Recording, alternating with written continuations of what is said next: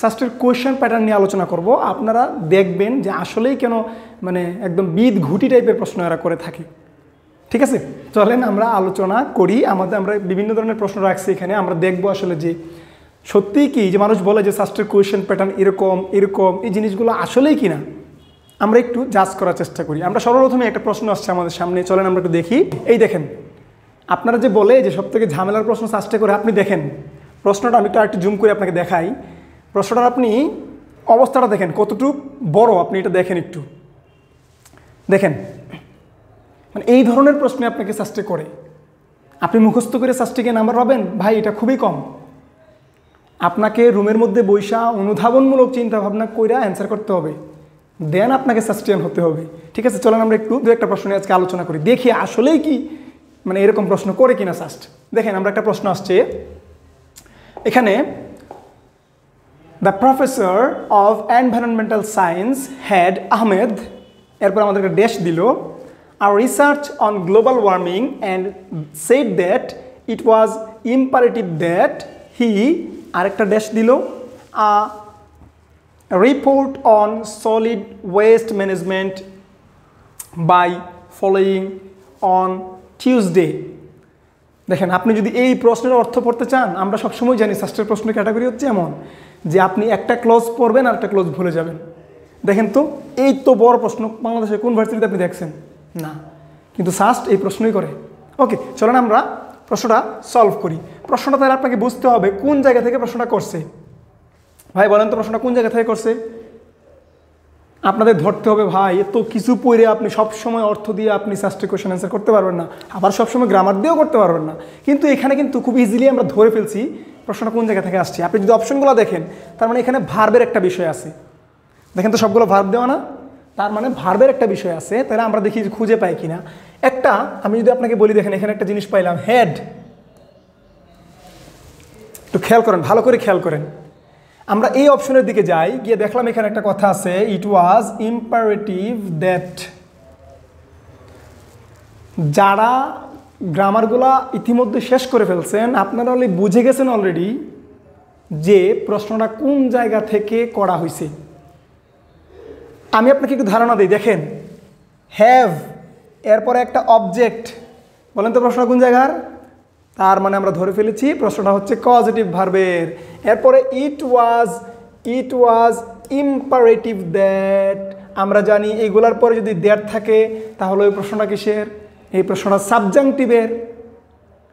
একটা প্রশ্নে দুইটা গ্রামার ঢুকাইছে, আপনি চিন্তা করতে পারেন তারপরেও কতটুক মানে ব্রডার কোয়েশ্চেনটা, এবং মানে ওয়ার্ল্ডের বেস্ট দুইটা গ্রামার জিনিস ঢুকাই দিছে, একটা পজিটিভ ভার্ব, একটা হচ্ছে আপনার সাবজেক্টিভ ভার্ব। তাহলে চলেন আমরা সলভ করি। যারা প্রশ্নটা ধরে ফেলতে পারবেন, প্রশ্ন কেমনি আপনি সলভ করবেন, আপনাকে প্রশ্ন ধরতে হবে। যারা প্রশ্নটা ধরে ফেলছেন তারা ইজিলি অ্যান্সার করে ফেলছেন। তাহলে আমরা জানি ভাই আমাদের 5টা পজিটিভ ভার্ব আছে। এগুলা কি ভাই? এগুলো হচ্ছে হ্যাভ, এগুলো হচ্ছে গেট, লেট, মেক, হেল্প। এগুলোর পজিটিভ ভার্ব কেমনে বুঝবেন? ওদের পরে আপনার একটা অবজেক্ট থাকবে। যদি এই ভার্বগুলোর পর একটা অবজেক্ট থাকে তাহলে আমরা ধরে নেব কি এটা পজিটিভ ভার্ব। তাহলে দেখেন তো ভাই, তাহলে ভাই দেখেন তো, হ্যাভের পরে একটা অবজেক্ট আছে, তার মানে প্রশ্নের পজিটিভ ভার্বের। আমরা আপনাকে বললাম যে হ্যাভের প্রশ্ন আসছে, তাহলে হ্যাভ পজিটিভের দুইটা ব্যবহার আমরা জানি। হ্যাভ পজিটিভের কয়টা ব্যবহার? দুইটা ব্যবহার। একটা হচ্ছে হ্যাভের পরে যদি পার্সন থাকে তাহলে কি হয়, হ্যাভের পরে যদি বস্তু থাকে তাহলে কি হয়। তাহলে আমরা পাইলাম হ্যাভের পরে পার্সন আছে। আপনাদেরকে সূত্র দিয়ে পড়াইছিলাম ভাই যে হ্যাপি ওয়ান, হ্যাভের পরে যদি, এটার মানে কি? এটার মানে হচ্ছে হ্যাভের পরে যদি পার্সন থাকে অর্থাৎ ব্যক্তি থাকে তাহলে ভার্বের বেস ফর্ম। তাহলে হ্যাভের পরে ব্যক্তি আছে, তাহলে ভার্বের বেস ফর্ম। এখন এখানে দেখেন ভার্বের বেস ফর্ম কোনটাতে আছে? ভার্বের বেস ফর্ম এটাতে আছে, ভার্বের বেস ফর্ম এটাতে আছে। এরা দুইজন যেহেতু বেস ফর্ম না, বাদ।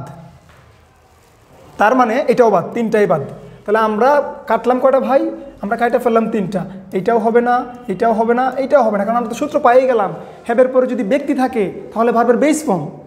তাহলে এখানে তো হ্যাভের পরে ব্যক্তি আছে, তাহলে আমি ভার্বের 3 নম্বর ফর্ম রাখার কোনো প্রশ্নই আসে না। তার মানে তিনটাই বাদ দিলাইছি। তাহলে অ্যান্সার হবে হয়তোবা এ, হয়তোবা সি। চলেন আমরা এখন নেক্সট আলোচনায় যাই। এরপরের অংশে দেখি যে বলা আছে he said that it was imperative that. Subjunctive ভার্বের বিষয়ে আমরা কি জানি? আমরা জানি রূপা ইজ মডার্ন, এটাকে অনেকে আবার এভাবে বলে, আর আমি বলি এভাবে যে এমসির ডন রূপা আইসে। এই কথার মধ্যেই সাবজাংটিভের যে ভার্বগুলো আছে ওইগুলো আছে। তাহলে আমরা জানি যে ইট ওয়াজ ইম্পারেটিভ দ্যাট, ইম্পারেটিভ একটা সাবজাংটিভ ওয়ার্ড। এই কারণে সাবজাংটিভ ওয়ার্ড যদি থাকে তাহলে কিয়ামত পর্যন্ত, সাবজাংটিভ ওয়ার্ড যদি থাকে কিয়ামত পর্যন্ত কি হয়? ভার্বের বেস ফর্ম হয়। তাহলে এখন দেখেন তো, তাহলে এখন হি, আমরা আর একটা জিনিস মনে রাখবেন, সাবজাংটিভ ভার্ব হচ্ছে ইংরেজি গ্রামারের রাজা। ও যখন বাক্যে আসবে তখন ও কেউকে কেয়ার করে না। কিয়ামত পর্যন্ত পড়ে আসছেন, কি পড়ে আসছেন? যে হি প্লেড, হি রাইটস, কি পড়ে আসছেন? হি প্লেইজ। কিন্তু যখনই সাবজাংটিভে হি চলে আসবে, যখনই সাবজাংটিভে হি আসছে, কিন্তু এখানে আপনি কিন্তু টেক বা রাইটস দিতে পারবেন না, আপনাকে দিতে হবে ভার্বের বেস ফর্ম। তাহলে আমরা কি হয়ে গেল এখানে অ্যান্সার? তার মানে ভার্বের বেস ফর্ম। তাহলে দুইটি আমাদের ভার্বের বেস ফর্ম। তাহলে দেখেন তো এখানে, তাহলে এখানে দেখেন তো কি হইলো ভাই? এখানে দেখেন তো ডুও ভার্বের বেস ফর্ম, রাইটও ভার্বের বেস ফর্ম। এখানে শুড বেস ফর্ম না। তাহলে অ্যান্সার এ। দেখছেন কোশ্চেন প্যাটার্ন, সাস্টের কোশ্চেন প্যাটার্ন দেখছেন? সাস্টে এই ধরনের কোশ্চেন করে এবং অ্যানালাইসিস করে আপনাকে পড়তে হবে, না হলে আপনি খুব ইজিলি সাস্টের কোশ্চেন অ্যান্সার করতে পারবেন না।